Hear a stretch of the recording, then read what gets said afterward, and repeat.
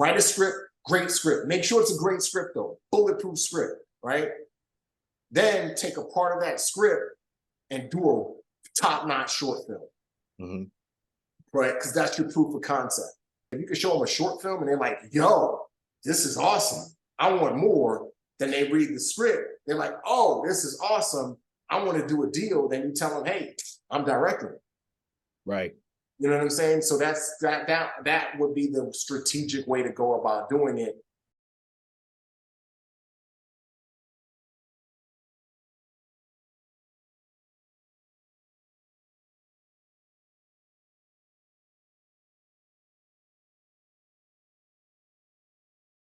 Who is Remi Adeleke? Remi Adeleke is she's a chameleon. So it's like the cover title of my book. You know, I've been a little bit of everything, and I am a little bit of everything. I'm a husband, I'm a father, you know, I'm a businessman, I'm an artist, writer, filmmaker, author, work in a nonprofit space, friend, you know, so a little bit of everything.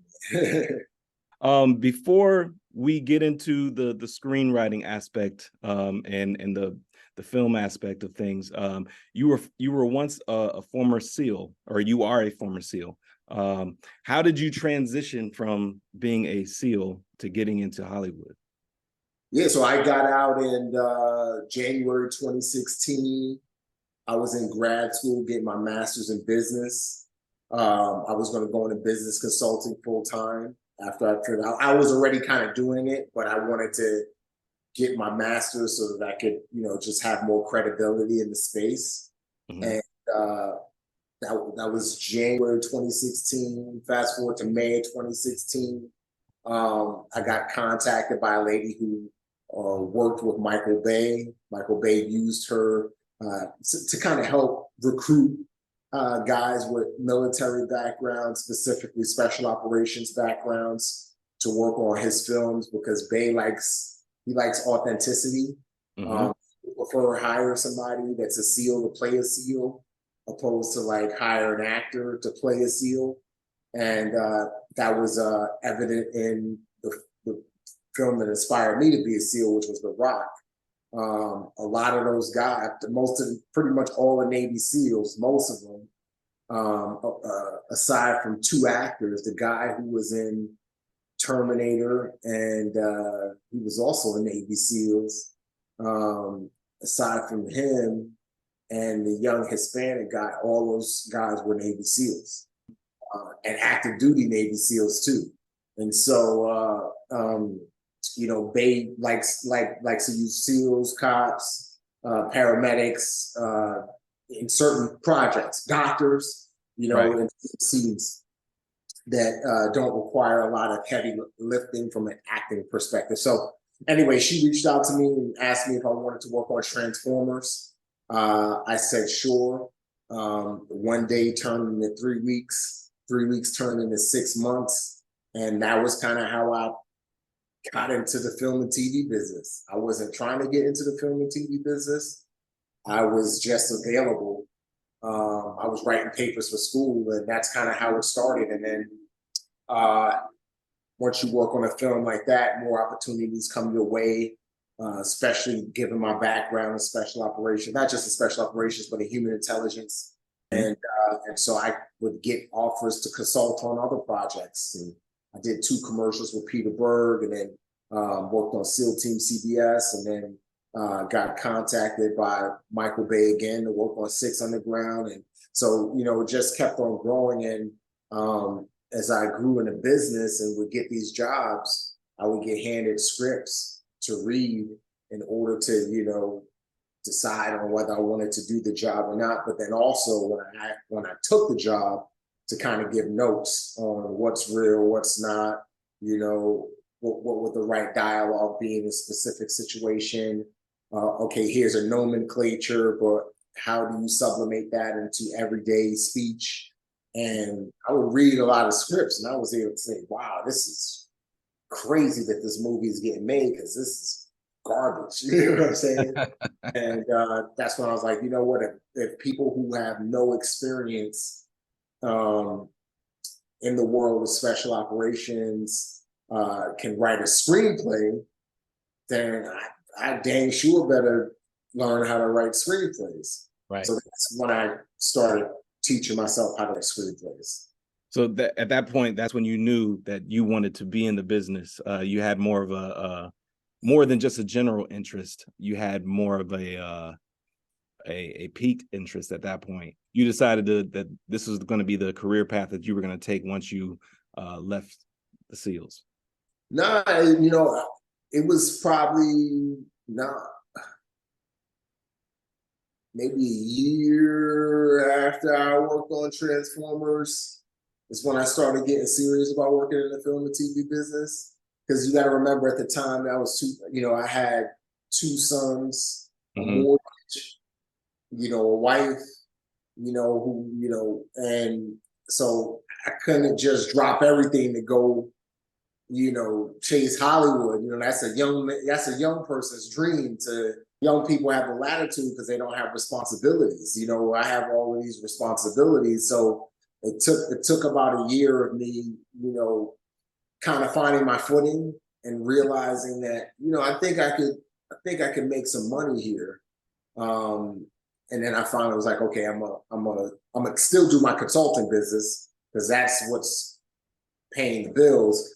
But at the same time, I'm gonna pursue the film and TV stuff. So it was a year from May of 2016 when I really started to get serious. Maybe even later than that. Maybe it was maybe July of 2017. So a year and change later. So your kids were born around that time, 2016, Yeah. 2017? Yeah, my oldest was born in 2014. My second son was born in 2015. And then I got out in January 2016. And then, and that was the reason why I got out, was because I wanted to be home with my kids. You being the son of, two veterans, that, there's a lot of traveling, deployments, and Right. and I don't want the military to take me away from my kids, especially, having had a father die when I was 5. Can we speak to can we speak a little bit to what it's like as a father with kids and getting into the industry? How difficult is that to juggle? It hasn't been hard for me because I have a good support system. I think it's all about the support system that you have. Like when I have to travel for a long film shoot or something like that, my mom will fly out. Mm-hmm. My wife, she's really supportive. She's a doctor, so she has a demanding job. So she understands, what it is to have a demanding career and having to, in order to grow in your career, you got to be gone. You got to work late hours, And so it hasn't been too hard because I have a good support system. And then, we've had nannies with our kids ever since they, we have 4 kids now. And so, we have, we've always had nannies that's helped us. So it hasn't been hard for me, but again, I think I don't want to say I'm in a unique situation, but I kind of am, in the sense that, my wife's a doctor, so she makes good money. It wasn't like that when I got out, because she was in residency. So we could afford childcare. I have a retirement from the military, so regardless of whether I work or not, I'm still getting a paycheck every month. And so we have some systems in place that give us the latitude. And when I got out of the military, I had a savings. I had like a good cushion of money that allowed me to not have to jump to a specific job, take that job because I need a check. I was able to really focus on the creative. And I think that's a big lesson that I learned being in the business is, it's good to have that cushion, not to fall back on, but to cover you so that you don't have to work 10 hours in some office, which is going to take away from, the creative side. that was part of the reason why I was asking the question, is because from a father to a father, and I'm sure there's plenty of other parents out there who are looking to get into this business, and they might be trying to find their way and trying to figure out, how to go about juggling the two, and what it's like to be in the industry and to have to juggle the two. At what point did you know that you wanted to be a screenwriter or delve into screenwriting? I would say, let's see, 2018. So 2018, I finished writing my first book, which was my memoir, Transformed. And that's what gave me the confidence to write long form, to be able to write long form content, right? And I got final draft, and because I had this idea in my head, like Chameleon, my book actually started out as a screenplay. It was the first screenplay that I ever wrote, was Chameleon. Really? And yeah, and I just remember saying, hey, I'm gonna take a stab at screenwriting. And I got final draft. I bought the master class with the Aaron Sorkin. I took his class and took David Mamet's class and Shonda Rhimes' class, and then my YouTube channel. There's so many screenwriting YouTube channels and storytelling and filmmaking channels. I just subscribe to all of them, dude. Like even now when I work out, I don't listen to music. I have my playlists of, Studio Binder, Film Courage, Lessons from the Screenplay, Right. All of these different channels that I'm always learning and absorbing new information as it relates to screenwriting and filmmaking. And so I was doing that, and that's when I was like, all right, I'm gonna write my script. After I got some lessons under my belt, listen to some video content, I said, let's go do it. So that had to be mid 2018, because I was working on Six Underground. I remember being in Italy and being on set, and between breaks, got my laptop out because I'm consulting on the film when Michael Bay didn't need me because he was doing something different, a different type of scene that didn't require my expertise. I was in the corner on set, as a matter of fact, my logo on Instagram, and you can see it, I don't know if you can see it Right in, right behind you. Yes. That's from an actual picture that somebody took of me when I was on set in Six Underground in Italy, for working on that movie for Netflix. And we were right on this dock, and it was like this little castle, and so a lot of the craft services were staged in there, and there were two chairs. The actors were coming in and sitting, Ryan Reynolds and them would come in and sit, and I had like a chair, and I was sitting there. There was a chair next to me. Somebody took the picture, and I made that the logo. But I was right in that very picture, and all we did was render the picture. So we pulled out all the color and made it black and white. But that very picture is when I started writing screenplays. Talk about inspiration. I'm sure you drew a lot of inspiration being on set and seeing everything happening in front of you. I'm sure that also helped you draw inspiration as to, I gotta do this myself. I gotta do this also. Just seeing it go from script form, because I get the script for all these projects, to film form. That was very inspiring. And to see that somebody started out writing at their computer, and then it turned into this big thing where there's yachts and there's cars and helicopters and planes and shootouts and all of this stuff. It was really inspiring, and it really showed me that, I could do it. Right. I could do it, especially given my background and experience, and not just experience in special operations, just experience in life. Right. Being in relationships, and having kids and growing up in the Bronx and seeing people get shot at and all of these different things, that allowed me to breathe life into my writing. And, Stella Adler, she was a stickler for living. There's a video on YouTube where she's like, I don't want you guys to come out here and come to my class and act. I want you to come to my class and live, but you can't live unless you lived. And so she said she would tell her students, like, get out of here. You're not going to be a good actor. Go travel the world, fall in love, break up, make money, lose money, do all of that stuff, and then come back. Get some experience under your belt. Yeah, get some live life a little bit. So, having that life experience and then seeing how I can take all my life experiences and then put it into written form and then see that written form come to life, I felt like it was really inspiring. Definitely. How long did it take you to write Chameleon? Maybe 6 months. Okay. Maybe 6 months. About how many pages did you initially start out with? First draft was 125. Wow. Yeah, the first draft was about 125. And fast forward about 2 years later is when it got picked up by Flynn Pictures. And I went through a year rewrites on it. Flynn Pictures, Bo Flynn, they did Black Adam and a bunch of other Baywatch and Skyscraper and a bunch of other stuff. And so on those rewrites, the script changed a lot dramatically, but I think it's a 118 now. 118 or 119.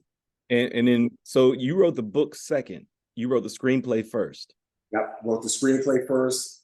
After I wrote the screenplay, put that down, wrote my second screenplay called The Last Shall Be First. True story about the first group of African Americans to serve in special operations.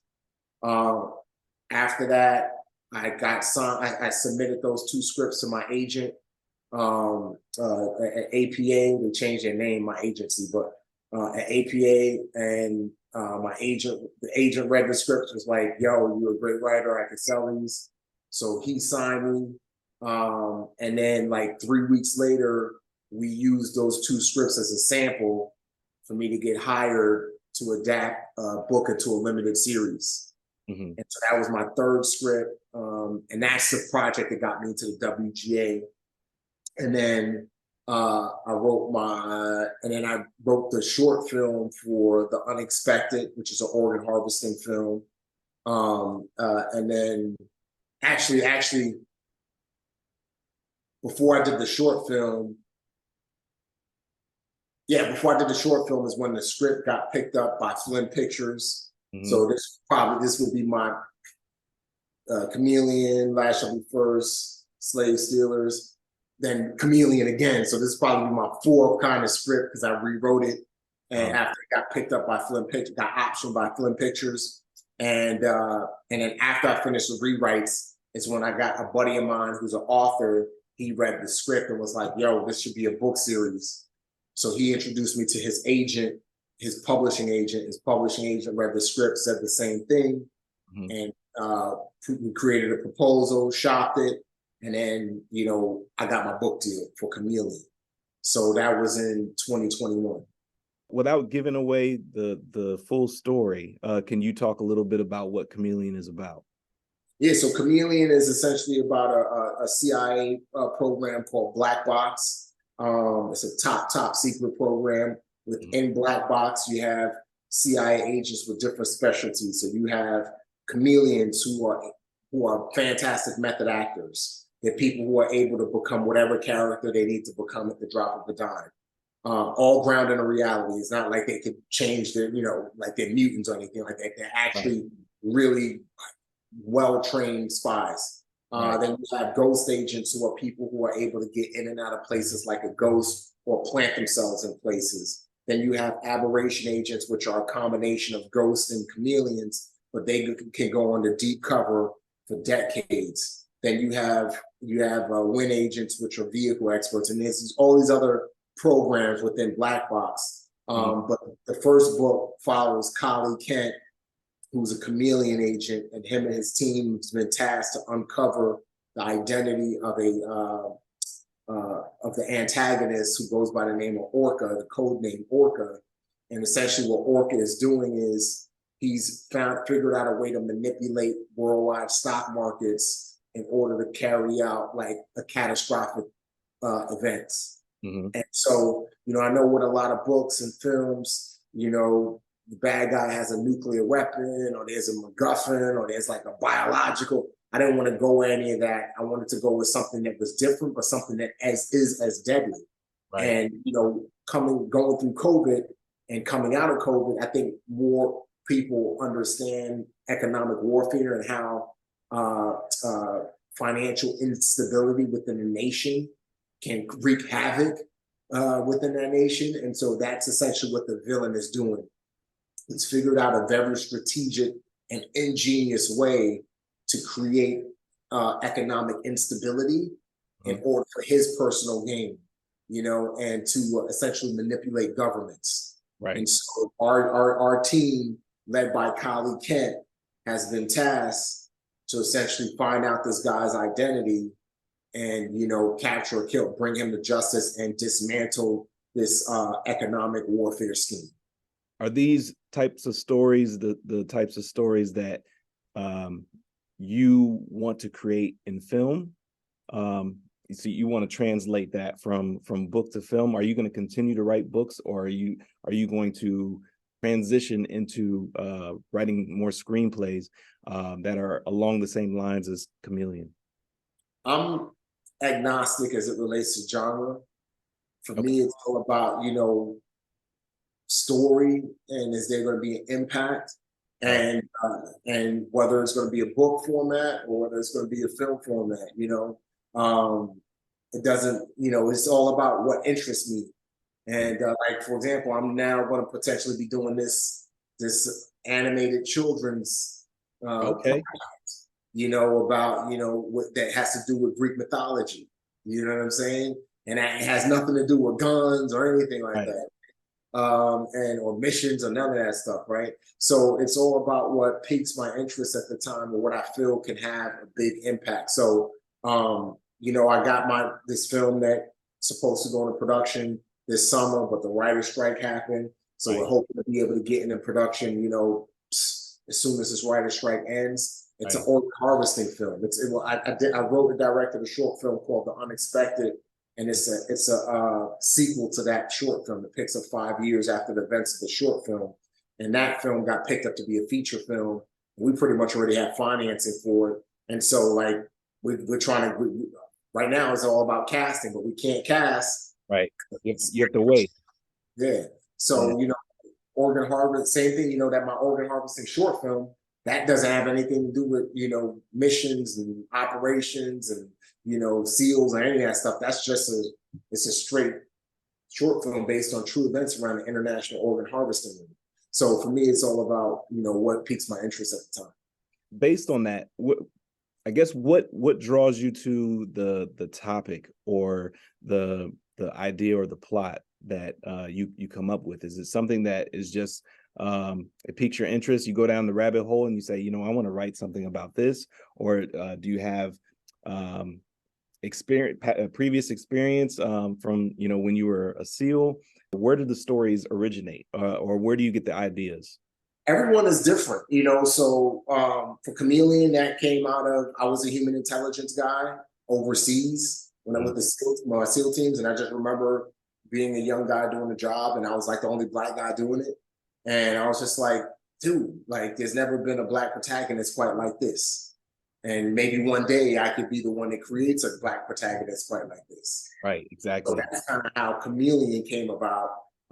As far as The Last Shall Be First, which was the second script I wrote, I just remember somebody sent me this story on Instagram and about the first group of African Americans to serve in special operations. And I read it, I was like, holy crap, I never learned about this. I never knew about this. And I was like, these guys need a movie like that. And I immediately tried to track down, because there was a book about it, and it wasn't well known because it didn't sell much. And I immediately tried to track down any surviving members and get the book rights and everything. And long story short, couldn't get any rights. So I was like, all right, I'm gonna just write this, based off of historical, history. And that was what inspired me, was like, here I am, part of special operations, and these guys are the forefathers of special operations, and their story never been told. I want to tell a story. For slave stealers, it was something that I was approached with, and the producers were like, hey, we read your scripts, check out this book. Let us know if you'd be interested in doing it as a movie, writing it as a movie. And I read the book and I was like, it was again one of those crazy stories. It's about Harriet Jacobs. She was a slave in the 1800s. She was super intelligent. And because she was educated from the time she was a young kid, she was actually born free. And her grandmother raised her. Her grandmother was free as well in the South, in North Carolina. And you know, slavery in North Carolina, specifically Edenton, North Carolina, was bad. As a matter of fact, Edenton is my grandmother and mom would take me down to Edenton when I was a kid. So when I started reading the book and I saw that this story takes place in Edenton, I was like, because Edenton is a very small town on the coast of on the East Coast in North Carolina. And so I was like, dang, this is crazy. And then I read about all the stuff that Harriet Jacobs did, like how because she was educated, she was born free. Her grandmother was free. Everybody loved her in the town of Edenton because she was a baker. She could cook super well. And then something happened. I can't remember it all. And her grandmother and her were put on a slave block because the slave owner was a pedophile essentially, and he was infatuated with her. Him and his wife hated him for that and hated her and hated slaves. So they got pulled from freedom and put in slavery. And then she did all of this spy stuff in order to escape slavery. Like she did all kinds of crazy stuff. Like she hid in a box for like 7 years. She, you know, dressed up as a Navy sailor and snuck through a swamp, dressed up, like made her hair so she looked like a dude and snuck through town, like right under the nose of her. I mean, she did all kinds of crazy. She intentionally got impregnated by a lawyer who later ended up serving in U.S. Congress, had 2 kids by him. A white guy had 2 kids by him and was able to use that to get her kids out of slavery. So her story is just bonkers. So like when I read the book, I was like, yo, like that, the inspiration hit me. Like this needs to be told. And I told the producer, I was like, dude, I don't think you guys should do this as a movie. I think you'll be doing a disservice to this project. I think this needs to be a limited series. Yes. Especially because she was in a box for 7 years. So how do you capture that in a film? It's going to be a boring film. You can really capture that way in.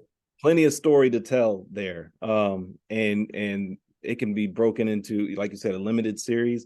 It could be, you know, a long-term series, you know, based on the amount of things that you just told me in the last 2 minutes, you know. And it's surprising that there's still plenty of stories out there that have gone untold, or that a lot of us don't have a clue about. In particular, you know, just in your military background, the forefathers, and then now the story of this lady who was a slave. How do you feel about those types of stories and those types of movies? Because I know there's a lot of people who are, you know, are on the side of, I'm tired of seeing those kinds of movies. Let's make something different. How do you feel about it? I think it's important, but I know everybody has their own opinion. Yeah, I'm like, I'm 50-50. Yeah. You know what I mean? Like, part of me is like, it's about the way it's done.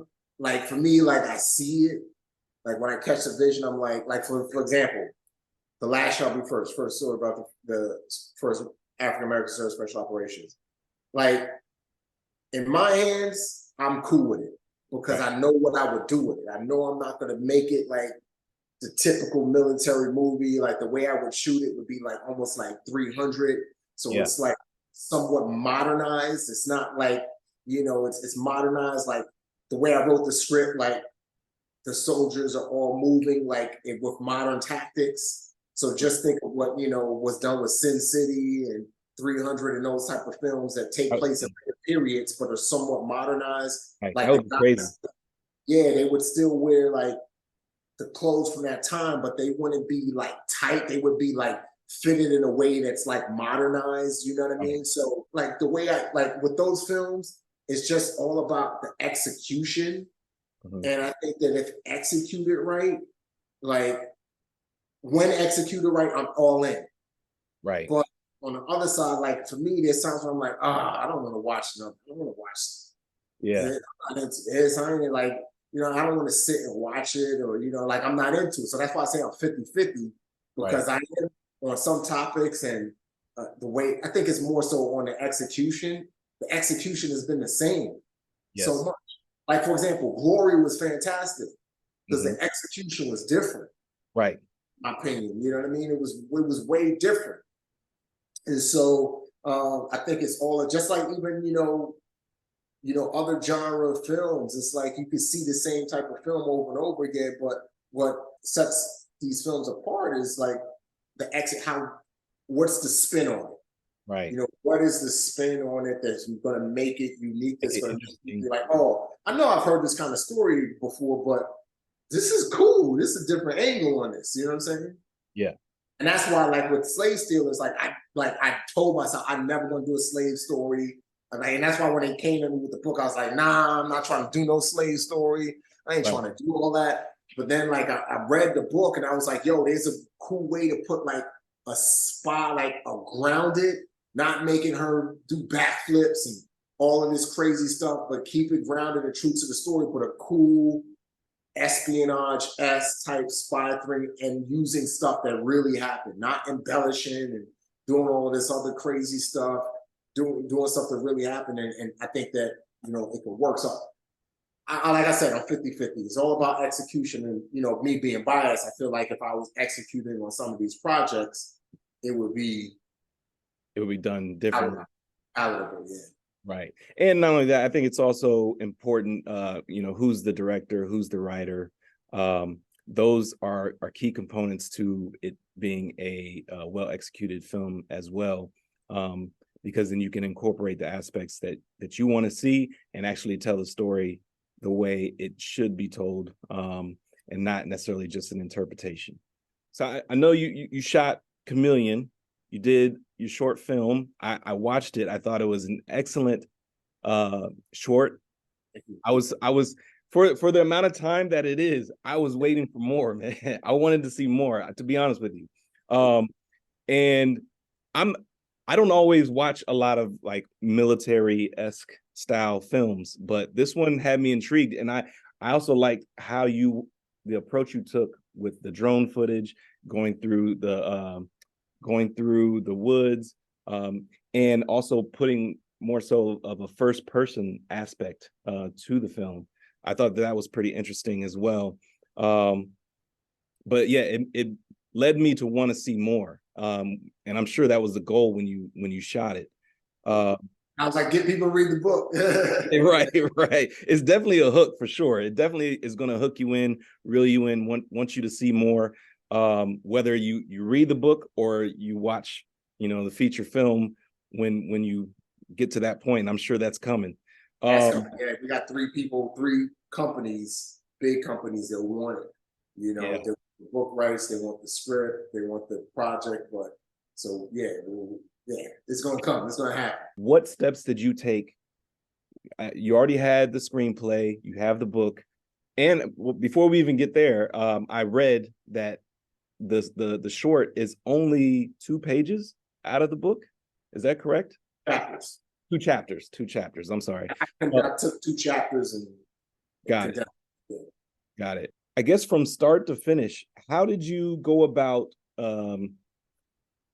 putting together the short, from obtaining a budget to beginning the filming process, and through its completion? Yeah, I mean, it was fast. I got contacted by Dirty Civilian. They're YouTubers, and they're podcasters, and they asked me to come on their podcast. This was Thursday, and they said, "Hey, not only can you come out to fly out and come on our podcast, they said we'll pay for your travel."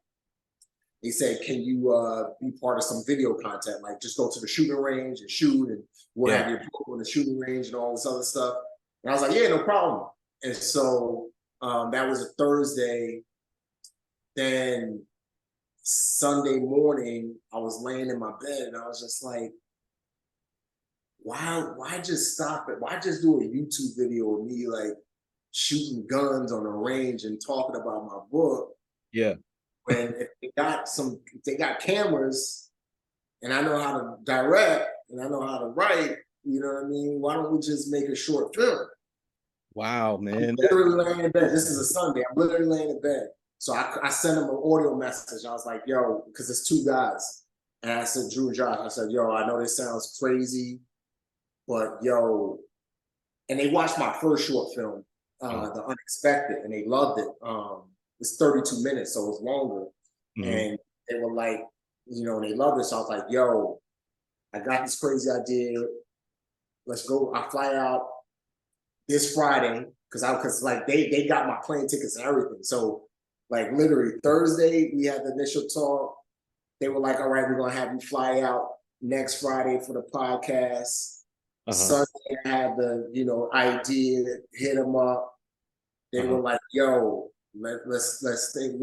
They were like, they were nervous because they was like, dude, you talking about a film? I was like, yeah. I said, yo, my short, how long? I asked them, I said, how long do you think it took to shoot Unexpected? They were like 2-3 weeks. I was like, nah, it took 3 days. Really? I was like, yeah. That's what I told him. I was like, yo, it took 3 days. He was like, what? I was like, it took 3 days to shoot. I was like, yeah. I was like, I'm a fast shooter. I know what I want. Go get it. And plus, being a writer director, it's like that saves time as well. You already had the vision. Yeah, yeah. And so they were like, all right. They said, let's think about it. I was like, even better yet, I said, check this out.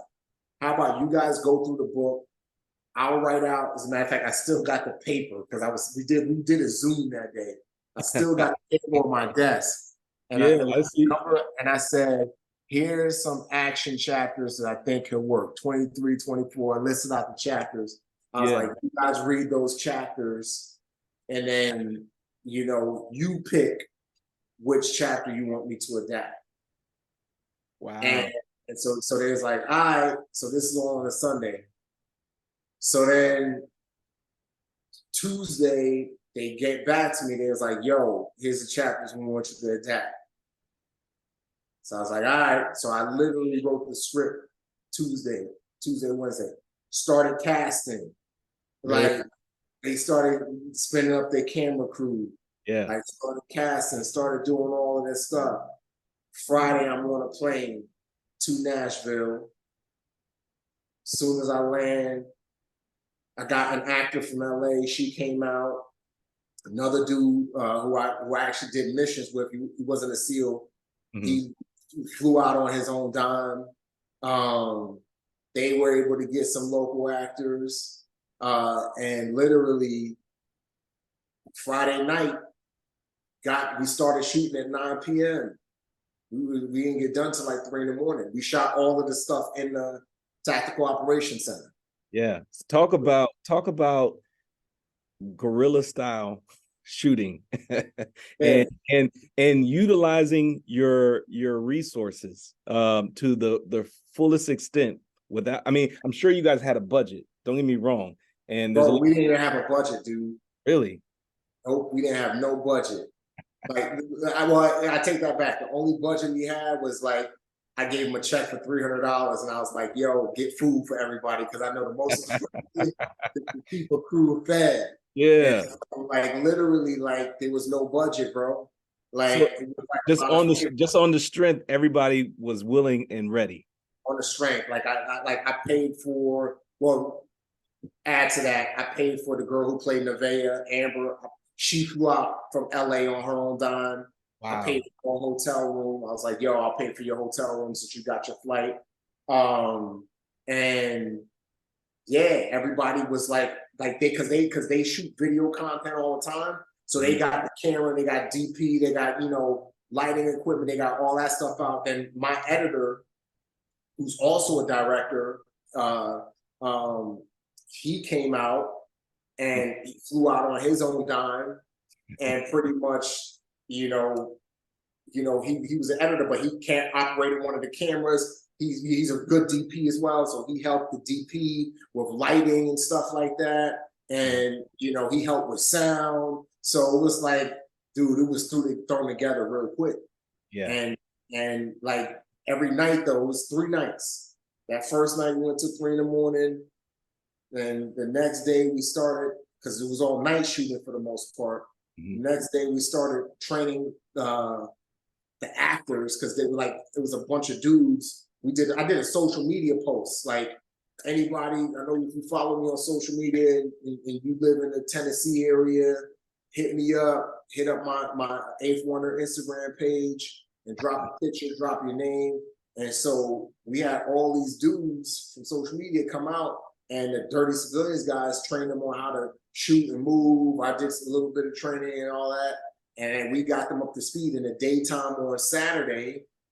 And then we went right into shooting Saturday night. That's incredible, man. The first shot we shot, the first thing we shot was the boom when the guys are going through the jungle, the trees, on the beach, and the camera booms up all the way up to the skyline. That was the first thing we shot Saturday.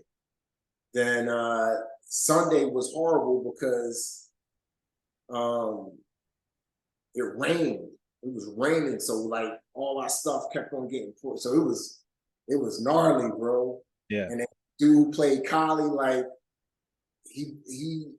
I think he missed his flight because his flight was at 6 a.m. We didn't get done until 3 a.m. The airport was like a 2-hour drive away.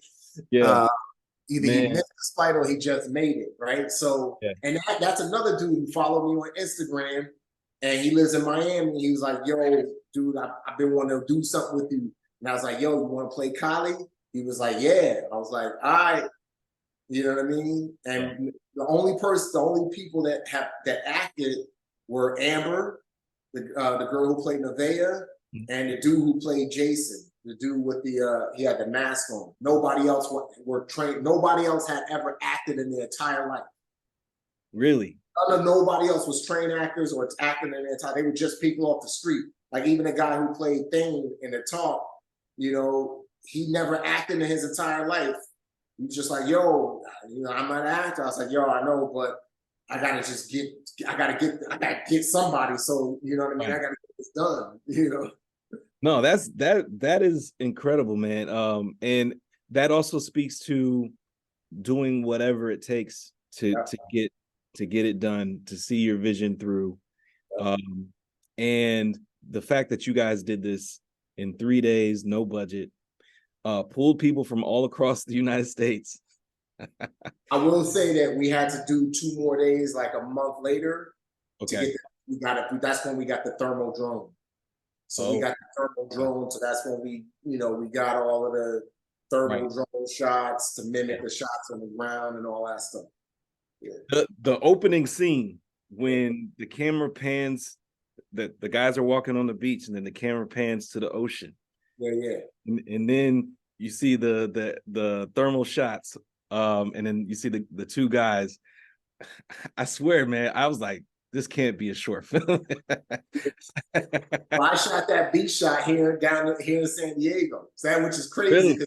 So okay, so it wasn't even in Tennessee or anything. There's no beaches in Tennessee. There's no ocean. You know what I'm saying? Yeah. And like we were talking about doing, like, you know, we did some of the water stuff out there, like the dude coming out of the water, but like even with the angles we had to shoot it in, you got to shoot it real like low because it's trees and everything right behind them. You know what I mean? It's like a river. You know what I'm saying? Yeah. And so I was like, yo, this opening shot, we got to shoot it in San Diego because we got to shoot it out on, you know, where we could face the Pacific Ocean and there's nothing but blackness and darkness. Yeah. So we shot that in San Diego, and then that drone shot was shot in Tennessee. When the guys are walking to each other, so we matched those, and then, you know, just make it new movie magic. No, it was movie magic for sure, but it was good magic because everything is believable. You would think that it was all shot in one location, and the other thing is that even some of the beach stuff, bro. I posted a picture on my Instagram, dude. Like we shot that on a farm, bro. Like we went to Lowe's or Home Depot. I can't remember which one. I'm trying to find a picture so I can show you. But we went to Home Depot or Lowe's, and we just bought a bunch of sand, bro. We bought tons of sand. Really? Yeah. Like, I don't know if you can see that. That's on my Yeah, Instagram. Yeah. So that, like, literally, that's that is crazy. we bought all the sand and put all the sand in next to the tree line. So we had to even intercut some of that stuff and, just do tight shots, Yeah, you guys were really utilizing your resources, man, and you Yeah. thought outside of the box to make the vision look believable and realistic, and that is very important when it comes to filmmaking, especially when you don't have a budget. You're an aspiring filmmaker and you're trying to figure out what to do. You pulled out all the stops. And then it helped to have a good VFX person, you know what I'm saying? Right. Because there were some shots that we had to get in a day, so we have to do some VFX to even that shot when the camera comes all the way up, it was broad daylight. So when the camera booms up, revealing the island, and you see the trees, bro. We had to. My VFX guy had to make that all pitch black night because that was all daylight. Wow. Yeah. So that's crazy. If you were to have a budget, how does that start? How does that conversation start? How do you even begin to obtain the budget? Where do you go? Do you just reach out to investors? Do you go depends on what you're talking about, short or feature? I'm sorry, for a feature. For a feature, so it starts with first do the script. So I could talk you through all of this because it's all fresh. I've been dealing with this on Unexpected Redemption. Do the script. Once you do the script, it's all about relationships. There's a saying in Hollywood, it's not about who you know, it's about who knows you. And so, you go to the people who know you, the relationships, pitch them the script, let them read it. You got to get a proven producer. Like, the reality is, we could probably produce our own stuff, but nobody in business is going to give, new filmmakers, what they need to make it. You need a producer that has a proven track record. And so in the case of Unexpected Redemption, I wrote the script. I did the short film for Unexpected Redemption, which is called The Unexpected. Sent that to them. They watched the short, loved it. They read the script, loved it. And they were like, all right, we want to make this. Next thing is we hired a line producer, paid him $15,000, and he essentially went through the whole script and did a budget and schedule. That's where it all starts. You can't get financing unless you have a budget and schedule. And you can't get a budget and schedule unless you have a script. You can't have a script unless you write the script. Right. And so, so I essentially, we submitted the budget and schedule to a line producer in Hollywood. He's worked on tons of movies with some of the biggest directors, some of the biggest act stars in the world. And he actually worked on Oppenheimer. He was the line producer on Oppenheimer. Wow. And so he did the budget and schedule. Now we have the budget and schedule. Now we can go to financiers and say, hey, this is what the budget and schedule is. What can you put in? Do we have to get actors first? It's a whole process. And it's hard when you're a first-time director because, there's some actors, you just get them and all the money comes. For example, if I took a script to Tom Cruise and Tom Cruise was like, yes, I'll start a movie. You don't need money. Every studio, every independent financer is going to throw money at you, right? Because, it's actors that release financing. That's why it's really hard, and it sucks and it's frustrating. It's really hard to get Black-led films made, especially the expensive Black-led films, because most movies make their money internationally, and then there's a stereotype that Blacks don't travel. I disagree. I think it's all about the story and how the story is being executed. That's what travels. And so, that's what it boils down to. So that's where we are right now. So what we're having to do, because of the fact that I'm not Christopher Nolan, I'm not freaking Quentin Tarantino, I can't just go to Leonardo DiCaprio and be like, yo, come be in my movie. They'll be like, who the hell are you? Get out of my face, right? And Right. so essentially, like, what I have to do is I have to get money, and essentially with that money, not the whole budget, like maybe $5 million, right? And Mhm. that's what we have. We have an NBA player that's looking to put $5 million into our film. We have another guy who's looking to put about $1 million into our film, which is great because that's enough money to go to a major star and be like, "Yo, here's a pay or play contract," Right. right? Which Okay. means like, "Yo, whether this movie goes or not, you're going to get paid $1 million." Now, that actor is going to be more inclined to do the movie because it's like that's money, and the agents are going to be more inclined to have him do the movie because that's a paycheck, opposed to me as a person, as a first-time director, going to a major star and be like, "Yo, can you be in my movie?" Because they're going to say no because they know that I'm just going to use their name to get a bigger financier to get the rest of the money. And Mm. so where we are right now is we got the budget and the schedule, and now we're getting a part of that budget from private equity. That money is now going to pay actors to sign on.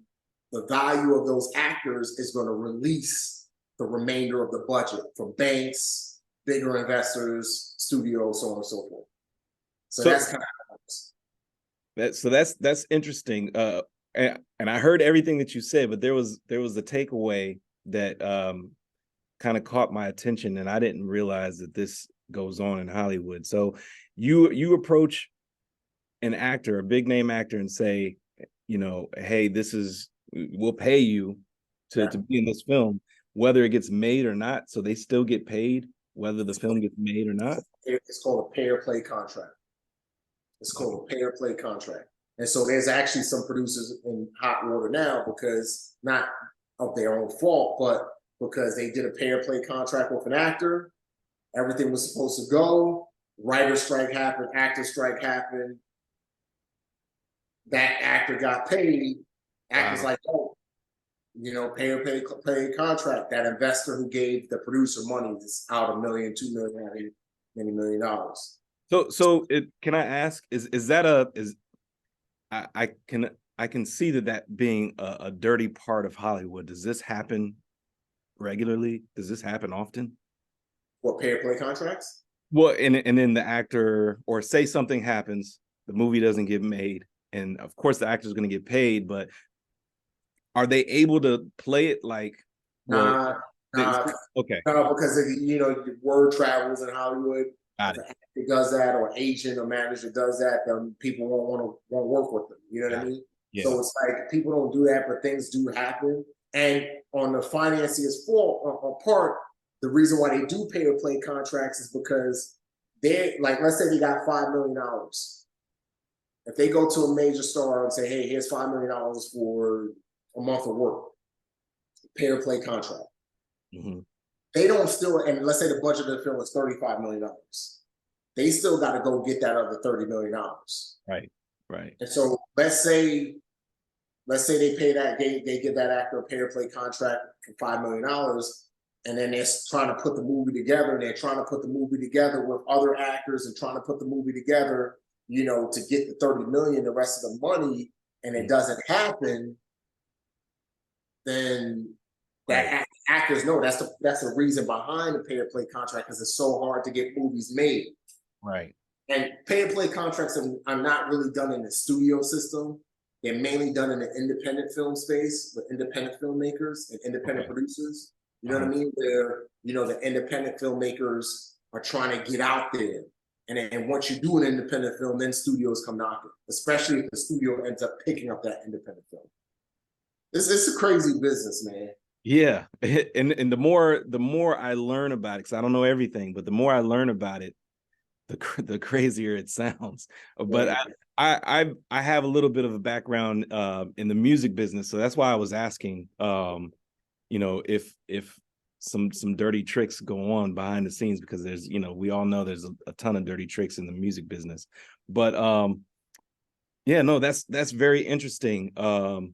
And thank you for the other information, because that is informative. I was trying to understand that process of obtaining a budget for a feature film, and I would assume that even shooting a short might be somewhere similar along the lines. or is that completely different? Well, as far as getting a line producer to do a budget and schedule? Or even being able to obtain a budget. It's say you don't have the budget yourself. How does a filmmaker go about obtaining a budget for, like, say, on a short film? Yeah, I mean, for the unexpected, I put up most of my money in it for that budget. And then the producers who came on board, they were like, yo, we love the script. We want you to shoot here in our city. We'll give you 20,000 towards the film. Okay. You know what I mean? So it's one of those things where, like, you don't necessarily do a budget and schedule to get financiers, because the purpose of somebody investing in the film is to make money back. Short films don't make money back. Like, short films are mainly to, like, show that you could direct. It's mainly like a proof of concept for a bigger film, like Deadpool. Deadpool was a short. There was a short film for Deadpool because the studios didn't want to make it. Ryan Reynolds and I forgot the director's name did a short film, and then finally 20th Century Fox said, "All right, we'll make it," because they saw the short film. But that short film isn't making any money. So short films don't make money. So you're not really going to do a budget and schedule to get investors on board. You know, you'll do a budget and schedule for yourself and say, hey, this is how much money I want to spend. Right. I don't spend more than 5,000, but you got to remember, a lot of people do student films. Right. And all student films are pretty much no budget. Yep. You know, you're just grabbing a DP from your class and some actors from your class and a script supervisor and a writer, and you're doing it together for free. Right. So from that aspect of a student filmmaker that's looking to potentially get into this business, would you say to go that route and create the short first, and then pitch it? You would then pitch that to the industry or folks that you know? 100%. One thing I say is do shorts. Shorts are good because nobody's going to hire you to make a movie, or nobody's going to trust you with millions of dollars if you haven't proven that you can handle tens of thousands of dollars, right? Right. And so shorts are good because, you know, it proves that you can work in this business. You know what I mean? It's like cutting somebody's hair. You know, I never want to go to the barber who's never cut hair before. You want a barber to at least cut somebody's hair 2 or 3 times. So that's what a short does. But then, like, if you have a specific story you want to tell, and you want to tell it, like, you don't want to write a script and then Hollywood loves the script and then they're like, oh, we're going to hire this director to make it. Kind of like what Rocky did, like Sylvester Stallone did with Rocky. He wrote the script and he was like, yo, I'm playing this role, no ifs, ands, or buts. If you want it, I'm playing, right? That's the kind of leverage a short gives you. The short puts you in a position where, because you've created this concept, you've created this idea, you've executed on it on some level, it proves to financiers or a studio that you can execute on it on a bigger level. And so my advice to kids and people in film school is, yo, yeah, write a script, great script. Make sure it's a great script though, bulletproof script, right? Then take a part of that script and do a top-notch short film, right? Because that's your proof of concept. And because a lot of times studio heads and executives, they don't want to read it takes 2 hours to read a script. You know, I'm a slow reader, so it takes me longer. Don't want to read a script, but if you can show them a short film and they're like, yo, this is awesome, I want more, then they read the script. They're like, oh, this is awesome, I want to do a deal. Then you tell them, hey, I'm directing it. Right. You know what I'm saying? So that would be the strategic way to go about doing it. And, you know, I learned that with The Unexpected. You know, The Unexpected was a short film. It's on YouTube now, you know, great reviews. People in Hollywood loved it. And, you know, I sent it to the producers. They were like, yo, this is tight. What else you got? Well, here's a feature script. Oh, this is dope. What you want to do? I want to direct it. I'm on board. G-Base, or Gerard Butler's production company, is producing it. Cool. Oh, wow. That's awesome. I appreciate your time. Thank you so much for speaking with me and taking the time out when you didn't have to. I would love to talk to you again at some point. Yeah, and, for sure. and we can dive more into a lot more about filmmaking and screenwriting and whatnot. But truly appreciate your time, Remi. Thank you so much. Everybody who's watching, you can check out Remi's short film Chameleon on YouTube. The Unexpected. Yes, and The Unexpected. Make sure you guys go out there and buy his book. Remi, thank you so much, man. Yeah, take care, man.